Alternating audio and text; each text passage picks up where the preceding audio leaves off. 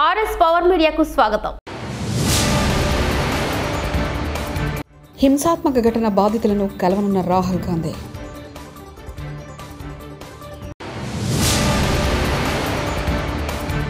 మహిళా ఎమ్మెల్యేను mayor అవమానిస్తున్నారు. MLA Madhavi Reddy.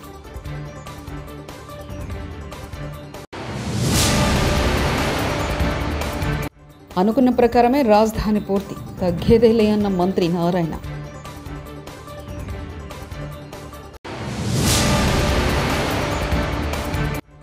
Allu Arjun ఎపిసోడ్లో బిగ్ ట్విస్ట్, దీపదాస్ మున్షిని కలిసిన బన్నీ మామ.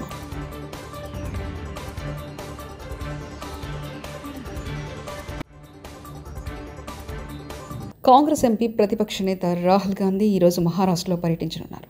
ఈ పర్యటనలో ఆయన పర్భానీ జిల్లాలో చోటు చేసుకున్న హింసాత్మక ఘటనలో బాధిత కుటుంబాలను కలవనున్నారు. ఈ ఘటనలో 2 ప్రాణాలు కోల్పోయారు, అనేక మంది గాయపడ్డారు. రాహుల్ గాంధీ ఈ పర్యటన ద్వారా అక్కడి బాధిత కుటుంబాలకు సానుభూతి తెలిపి రాష్ట్ర ప్రభుత్వం తీసుకోవాల్సిన చర్యలపై ప్రస్తావించనున్నారు. 99% పుష్ప సినిమాపై మంత్రి సీతక్క సంచలన వ్యాఖ్యలు చేశారు. జై భీమ్ లాంటి సినిమాకు నేషనల్ అవార్డు రాలేదు. అలాంటి సినిమాలకు ప్రోత్సాహాలు లేవు. కానీ ఒక స్మగ్లర్ పోలీసులను బట్టలుడదేసి నిలబడితే నేషనల్ అవార్డు ఇచ్చారు. ఇది దేనికి సంకేతం?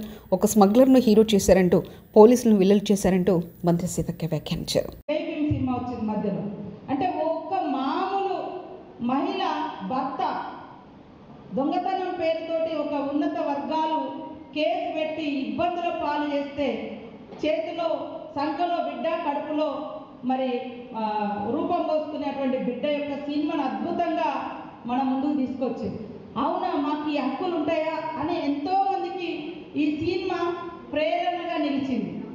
కానీ అలాంటి సినిమాను ప్రోత్సహించలేదు. అలాంటి వాళ్ళకి అవార్డులు రాలే జై భీమ్ సినిమా లాంటి వాటికి. కానీ ఇవాళ పోలీస్ అధికారులు చట్టబద్ధంగా ఉండేటువంటి డ్యూటీలో ఉంటారు.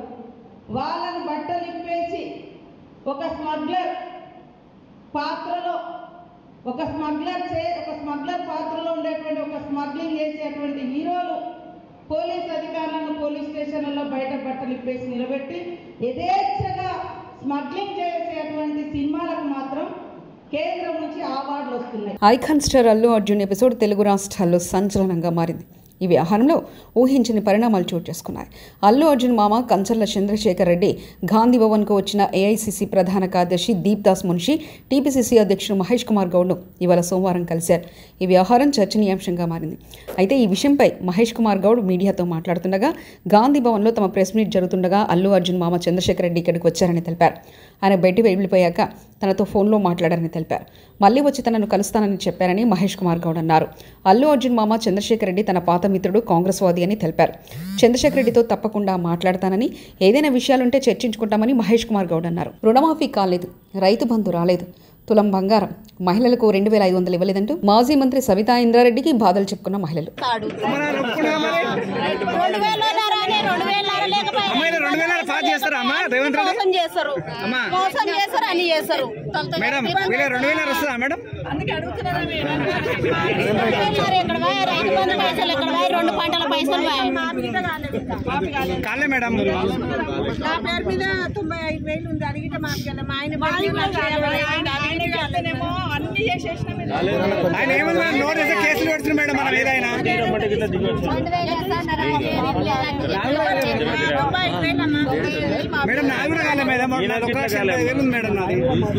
ప్రతిపక్షాలపై అటాక్ చేయడమే సీఎం రేవంత్ రెడ్డి లక్ష్యంగా పెట్టుకున్నారని బీఆర్ఎస్ ఎమ్మెల్సీ కవిత వ్యాఖ్యలు చేశారు. సోమవారం తెలంగాణ భవన్లో మీడియాతో నిర్వహించిన చిట్చాట్లో కవిత మాట్లాడుతూ, తెలంగాణలో 10% కమిషన్ ప్రభుత్వం నడుస్తుందన్నారు. కాంగ్రెస్ హామీ మేరకు ఇప్పటి వరకు ఒక్క మహిళకు కనీసం 30,000 కోల్పోయిందని తెలిపారు. అందరి కోసం కాకుండా కొందరి కోసమే కాంగ్రెస్ ప్రభుత్వం పనిచేస్తుందని విమర్శించారు. రేవంత్ రెడ్డి పెద్దల కోసమే ప్రభుత్వాన్ని నడుపుతున్నారని ఆరోపించారు. సమర్థవంతంగా కాంగ్రెస్ పార్టీ లార్జెస్ట్ పార్టీగా ఉన్న సంకీర్ణ ప్రభుత్వాన్ని నడిపినటువంటి గొప్ప మహనీయుడు పివి నరసింహారావు గారు. కనీసం ఆయనకు ఒక స్మారక స్తూపం కట్టకుండా వారిని కాంగ్రెస్ పార్టీ అవమానించడం, అవసాన దశలో చాలా రకాలుగా కేసులు పెట్టి లీగల్గా ఇష్యూస్ చేసి ఇబ్బంది పెట్టినటువంటి సందర్భంలో కూడా మన తెలంగాణ బిడ్డ మరి అన్ని కేసులను ఎదుర్కొని ఒక మంచి క్లారిటీతోని క్లియరెన్స్ వచ్చిన తర్వాత కేసెస్ చాలా తన ప్రతిష్ట పెరగడం కూడా జరిగింది. సో కాంగ్రెస్ పార్టీ యొక్క వ్యక్తిత్వం నేచర్ ఎట్లాంటిది అన్నది ఒక్క పివి నరసింహారావు గారి ఎపిసోడ్ చూస్తేనే మనకు తెలిసిపోతుంది. కాబట్టి ఈరోజు కేసీఆర్ గారు తెలంగాణ రాష్ట్రం ఏర్పడిన వెంటనే మన బిడ్డను మనం గౌరవించుకోవాలి, తెలంగాణ బిడ్డ ప్రధానమంత్రిగా అయినటువంటి వ్యక్తి వారి గొప్పతనాన్ని ముందు తరాలకు అందించాలి అని చెప్పి వారు మెమోరియల్ని పివి మెమోరియల్ని మనకు నిర్మించడం నెక్లెస్ రోడ్లో, అట్లానే పివి నరసింహారావు గారికి సంబంధించి అనేక కార్యక్రమాలు చేయడం, శత జయంతి సంవత్సరం చేసినప్పుడైతే చాలా గర్వంగా అనిపించింది. ప్రపంచవ్యాప్తంగా మన వాళ్ళందరూ కూడా మనం ఉత్సవాలు చేసుకోవడం జరిగింది. ఆస్ట్రేలియా లాంటి ప్లేస్లో పివి నరసింహారావు గారి విగ్రహాన్ని ప్రతిష్టాపన చేయడం జరిగింది. సో అట్లా ఎంతో గొప్పగా పివి నరసింహారావు గారిని ఆకాశం ఎత్తుకే మనం చూపించుకున్నాము, వారిని కాపాడుకున్నాము. వారి గౌరవాన్ని ఇక ముందు కూడా అలాగే కాపాడుకుంటూ ఇప్పుడున్నటువంటి రాజకీయ నాయకులందరూ కూడా పివి నరసింహారావు గారు స్ఫూర్తిగా నిలుస్తారని చెప్పి నేను భావిస్తా ఉన్నాను. హైదరాబాద్లో సంవత్సరానికి కేసీఆర్ పాలనలో 25,000 కేసులు అయితే రేవంత్ రెడ్డి పాలనలో 35,000 కేసులు అయ్యాయి. ఒక సంవత్సరంలో 10,000 కేసులు పెరిగాయంటే హోంమంత్రిగా ముఖ్యమంత్రిగా నువ్వు ఫెయిల్ అయ్యావంటూ హరీష్ రావు వ్యాఖ్యానించారు. గతంలో కేసీఆర్ గారు ఉన్నప్పుడు ఏడాది కాలంలో 25,000 కేసులైతే రేవంత్ పాలనలో 35,000 కేసులైనాయి. 10,000 కేసులు ఒక హైదరాబాద్ నగరంలో పెరిగినాయి. కేసులు అంటే మర్డర్లు, రేపులు, చైన్ స్నాచింగ్, రాబరీసు, దొంగతనాలు, రకరకాల కేసులు, ల్యాండ్ కేసులు, 10,000 కేసులు పెరిగినాయి అంటేనే నీ పాలన ఎంత చెత్తగున్నదో అర్థమవుతుంది కదా. నీ పరిపాలనలో నువ్వు ఫెయిల్ అయిపోయినావని అర్థమవుతుంది కదా. హోమ్ మినిస్టర్ నువ్వే, ముఖ్యమంత్రివి నువ్వే. హోమ్ మినిస్టర్గా నువ్వు ఫెయిల్, ముఖ్యమంత్రిగా లా అండ్ ఆర్డర్ నిర్వహణలో నువ్వు ఫెయిల్. అల్లు అర్జున్ ఇంటి మీద దాడి చేసిన నిందితులకు బెయిల్ ఇప్పించిన లాయర్లు, కోర్టు ఎలాంటి షరతు లేని బెయిల్ మంజూరు చేసిందని తెలిపిన నిందితుల తరఫు న్యాయవాది. విద్యార్థులని ముద్దాయిలుగా చూపిస్తూ 17వ నెంబర్ కోర్టు ముందు ఈరోజు ఉదయం వారిని హాజరుపరచడం జరిగినది. అట్టి విషయమై నేను ఆ కేసులో వాదించగా జడ్జి గారు అట్టి విషయాలని కన్సిడర్ చేస్తూ వారికి ఒకరి చొప్పున 2 షూరిటీల చొప్పున for each 10,000 without any condition within 3 days లో కంప్లై చేయమని ఈరోజు బెయిల్ మంజూరు చేయడం జరిగినది. జడ్జి గారి 17వ నెంబర్ కోర్టు జడ్జి గారి ఇంటి ముందు కమలానగర్, వనస్థలిపురం, హైదరాబాద్. అయోధ్యలో బాలరాముని విగ్రహ ప్రతిష్ఠ జరిగి ఏడాది పూర్తవుతున్న వేళ వైభవంగా వేడుకలు నిర్వహించేందుకు ఆలయ నిర్వాహకులు భారీ సన్నాహాలు చేస్తున్నారు. అయోధ్యలో నూతనంగా నిర్మించిన ఆలయంలో ఏడాది జనవరి 22న బాలరాముని విగ్రహ ప్రతిష్ఠ వైభవోపేతంగా జరిగిన సంగతి తెలిసిందే. ఈ పవిత్ర కార్యక్రమానికి సంబంధించి వార్షికోత్సవాన్ని ఘనంగా నిర్వహించేందుకు వచ్చే ఏడాది జనవరి 11 నుంచి 3 రోజుల పాటు పలు కార్యక్రమాలకు శ్రీకారం చుట్టారు. వీటిలో 3 గంటల పాటు నిర్వహించనున్న సంగీత విభావరి ప్రత్యేకంగా నిలవనుందని ఆలయ నిర్వాహకులు తెలిపారు. ముఖ్యమంత్రి చంద్రబాబు నాయుడు నేతృత్వంలో 44వ సిఆర్డీఏ అథారిటీ సమావేశం ఈరోజు సోమవారం జరిగిందని మంత్రి నారాయణ తెలిపారు. జోన్ 7, జోన్ 10 లేఅవుట్ల కోసం 2,723 కోట్లకు అథారిటీ అంగీకారం తెలిపిందన్నారు. నేటితో 47,288 కోట్లకు అథారిటీ అమరావతిలో అనుమతిచ్చిందని తెలిపారు. మిగిలిన వరుసకు త్వరలోనే ఆమోదం ఇస్తామన్నారు. వర్కుకు సంబంధించి వరుస టెండర్లు పిలిచి కంప్లీట్ చేస్తామన్నారు. నిరుపేదలకు మంచి ఇల్లు కట్టాలని, ప్రతి మహిళ కుటుంబంతో ఆనందంగా ఉండేలా సీఎం చెప్పారన్నారు. దీనికోసం అనేక ఆలోచనలు చేసి ప్రాజెక్టును సీఎంకి ఇచ్చామని, ఆయన కట్టమని అప్పట్లోనే ఆదేశాలు ఇచ్చారన్నారు. 7,01,181 ఇళ్లు కేంద్రం ఇవ్వగా వాటిలో 5 లక్షల ఇళ్లకు పరిపాలన అనుమతి ఇచ్చామని, వాటిలో 4,54,706 ఇళ్లు గ్రౌండ్ అయ్యాయని తెలిపారు. 300 చదరపడి పేదలు నిరుపేదలకు 300 చదరపడుగులు కడతారు అప్పుడున్న సెంట్రల్ గవర్నమెంట్ నామ్స్. అయితే కొంతమంది వచ్చి రిక్వెస్ట్ చేశారు, సార్ మేము కొంత బ్యాంకులను కట్టుకోగలం, మాకు ఒక బెడ్రూమ్ పెద్దదుండే కట్టన్నారు. కొందరు వచ్చి డబుల్ బెడ్రూమ్ హౌసెస్ కట్టండి సార్, మీరు ఇచ్చే సబ్సిడీ కాకుండా మిగతాది మేము కట్టుకుంటాం అన్నారు. అంటే కేంద్ర ప్రభుత్వం 1.5 lakh ఇచ్చింది, రాష్ట్ర ప్రభుత్వం 1.5 lakh ఇస్తూ ప్రతి హౌస్ కి 90,000 మళ్ళా ఇన్ఫ్రాస్ట్రక్చర్ కి ఇచ్చింది. అంటే 3,90,000 కేంద్ర ప్రభుత్వం రాష్ట్ర ప్రభుత్వం కలిసి ఇచ్చేటట్టుగా ఆ రోజు డిసైడ్ చేశాం. 3,90,000 అందులో 1,90,000 కేంద్ర ప్రభుత్వం, మిగిలింది రాష్ట్ర ప్రభుత్వం. అయితే దానిపైన ఎంత పడితే అంత వాళ్ళు కట్టుకునే విధంగా యాక్చువల్ గా నిర్ణయించాం. ఆ రోజు ప్రకారం అయితే 300 చదరపు అడుగుల వాళ్ళకి 2,65,000 బ్యాంకులో ఇప్పించేటట్టుగా, 365 వాళ్ళకి 3,15,000, 430 చదరపు అడుగుల వాళ్ళకి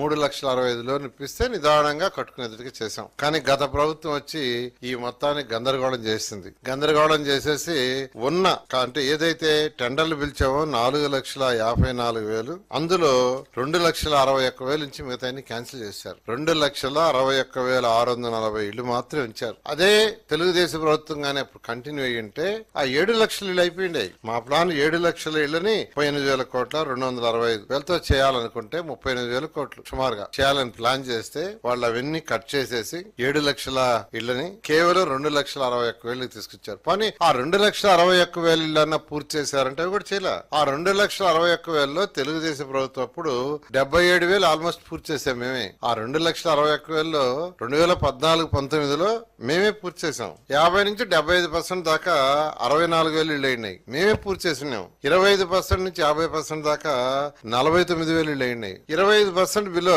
1,22,000. మరి వాటిలన్నా పూర్తి చేశారంటే అవి కూడా చేయలే. అవి కూడా చేయకుండా అలాగే వదిలేశారు. కడప నగర కార్పొరేషన్ సర్వే సభ్య సమావేశం వేళ హైటెన్షన్ వాతావరణం నెలకొంది. సమావేశానికి ముందే కార్పొరేషన్ కార్యాలయం వద్ద ఉద్రిక్తత నెలకొంది. మేయర్ డౌన్ డౌన్ అంటూ టీడీపీ కార్యకర్తలు నినాదాలు చేశారు. దీంతో వారిని పోలీసులు అడ్డుకున్నారు.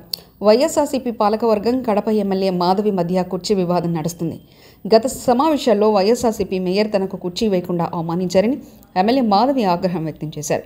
ఇప్పుడు కూడా సమావేశాలకు ముందు కార్పొరేషన్ ఆఫీస్ వద్ద ఉద్రిక్తత నెలకొంది. ఆందోళనకు దిగిన వారిని పోలీసులు అడ్డుకున్నారు. అక్కడ ఎలాంటి ఉద్రిక్తత జరగకుండా పోలీసులు భారీగా మోహరించారు. కడప కార్పొరేషన్ పరిధిలో 144 సెక్షన్ విధించారు. కాగా ఇటీవల వైఎస్ఆర్సీపీ నుంచి టీడీపీలో 8 మంది కార్పొరేటర్లు చేరారు.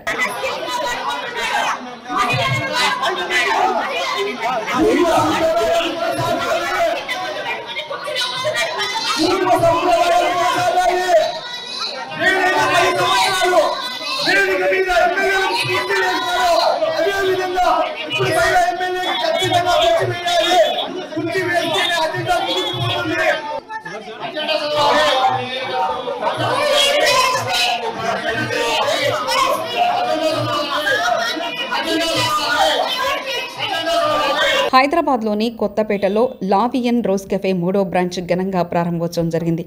ఈ కార్యక్రమానికి ముఖ్య అతిథిగా మోడల్ సినీ నటి పూజా నాగేశ్వర్ హాజరై లావెన్ రోజ్ కెఫే ఫౌండర్ లిఖిత జ్యోతులతో కలిసి నూతన బ్రాంచ్ని ప్రారంభించారు. ఈ సందర్భంగా ఫౌండర్ లిఖిత మాట్లాడుతూ ఈ ప్రాంతంలో మా నూతన బ్రాంచ్ ఏర్పాటు చేయడం మాకెంతో సంతోషంగా ఉందని తెలిపారు. ఆహార ప్రియులకు రుచికరమైన శుచి శుభ్రతతో కూడిన వంటకాలు అందించడం మా ప్రత్యేకత అన్నారు. మా వద్ద ఇండియన్, చైనీస్, తందూరి వంటకాలు, continental, mocktails, coffee, milk shakes సరసమైన ధరకు లభిస్తాయని తెలిపారు. ఈ చుట్టుపక్కల నివసించే ప్రజలు మా నూతన బ్రాంచ్కు కుటుంబ సమేతంగా వచ్చి మా రుచులను ఆస్వాదించాలని కోరారు.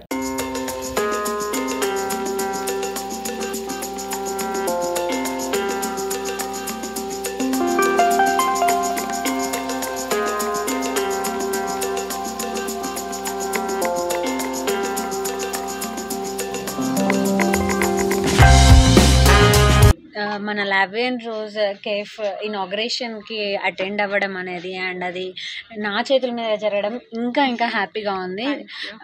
ఇది నా ఫస్ట్ ఎక్స్పీరియన్స్ ఇనాగ్రేట్ చేయడం అనేది. అండ్ ఫస్ట్ ఎక్స్పీరియన్స్ కూడా చాలా బెస్ట్ ఎక్స్పీరియన్స్ అయింది. బికాస్ నా ఒక favourite ambience like pink and floral ఇదంతా కూడా ఒక నేచర్ని చూపించుకుంటూ అండ్ ఆల్సో ఒక ప్రిటియెస్ట్ వైబ్ తెస్తూ ఇదంతా కూడా ఏవైతే నా ఫేవరెట్ థింగ్స్ అయితే ఏవైతే ఉంటాయో అదంతా ఇక్కడ మన అంబియన్స్ కనబడుతుంది అన్నమాట. సో దానికి నేను చాలా లైక్ నా ఫేవరెట్ అంబియన్స్ నేను ఇనాగ్రేట్ చేయడం అనేది నాకు చాలా హ్యాపీగా ఉంది. అండ్ కమింగ్ టు ఫుడ్ కూడా చాలా బాగుంది. నేను టేస్ట్ చేశాను కదా, లైక్ ఓకే అన్ని చోట్ల ఫుడ్ బాగుంటుంది బట్ సంథింగ్ డిఫరెంట్ ఉందన్నమాట మన దగ్గర. ఫుడ్ టేస్ట్ అండ్ ఎవ్రీథింగ్ చాలా బాగుంది. Thanks for this evening. Thank you everyone. I'm Likhitha, founder of la vie en rose cafe. ఇది వచ్చేసి మాకు సైనిక్పురి అండ్ గచ్చిబౌలిలో ఆల్రెడీ 2 బ్రాంచెస్ ఉన్నాయి.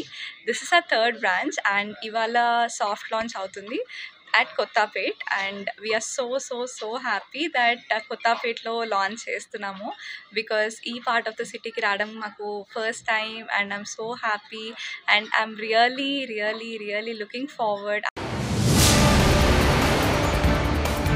హింసాత్మక ఘటన బాధితులను కలవనున్న రాహుల్ గాంధీ.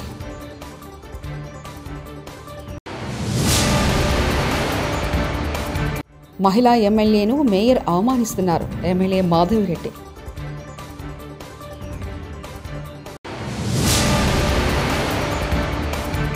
అనుకున్న ప్రకారమే రాజధాని పూర్తి, తగ్గేదేలే అన్న మంత్రి నారాయణ.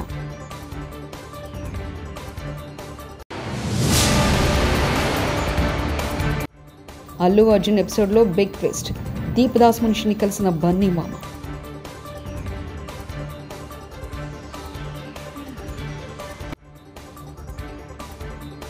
మరిన్ని న్యూస్ కోసం చూస్తూనండి RS పవర్ మీడియా.